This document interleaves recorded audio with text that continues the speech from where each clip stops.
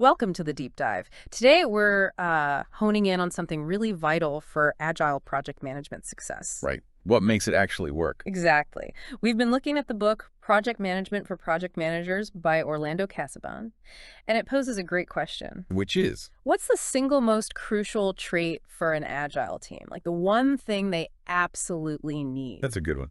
Because Agile, well, it's built on principles like iteration, learning, adapting, reacting to change. It's not like the old waterfall ways, is it? Not at all. It demands different things from a team. It's about being, quick on your feet. Okay, so let's think about some options. What about working on lots of tasks at once? Multitasking. Ah, yeah, seems productive, right. But Agile actually leans the other way.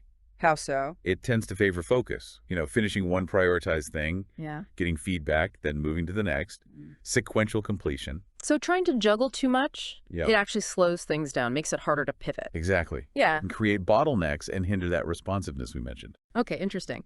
What about the team managing their own work schedule? Autonomy is big these days. It is, and autonomy is definitely valuable. Empowering teams is good. But in the context of Agile's core needs, that ability to adapt, to change direction based on feedback or new requirements, that often takes precedence.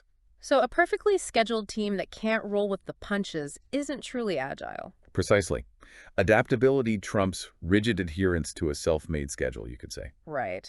And then there's planning. Surely planning the project is key. Well, yes and no. Planning happens in Agile, definitely. Yeah. But it's not that massive, upfront, set-in-stone plan. It's more continuous. Exactly. Incremental. You plan, you execute a bit, you learn, you replan. The initial plan is understood to be, well, preliminary. Because things will inevitably change. They always do. So while planning is there, it's the ability to adjust the plan that's paramount. Okay, so if it's not multitasking, not just scheduling autonomy, not rigid planning, what is the absolute cornerstone? It really comes down to flexibility and adaptability. Yeah. That's the heart of it. The ability to change. Yes. Think about inspect and adapt. That whole philosophy is central. Teams constantly reflect, learn from what just happened, and adjust. Based on feedback, results. Right. Based on reality. If a team hits a roadblock, say, in their daily stand-up, they find something's blocked. Mm-hmm. An adaptable team doesn't just freeze. They quickly pivot. Maybe they swarm the problem. Maybe they find a workaround. Maybe they reprioritize. They adjust. Ah, I see. So that adaptability underpins everything else. Without it, the feedback loops, the learning cycles, they don't really function properly. You've got it. It's the foundation. You can manage tasks well. You can be autonomous. But if you can't adapt when reality hits, you're not leveraging Agile strengths.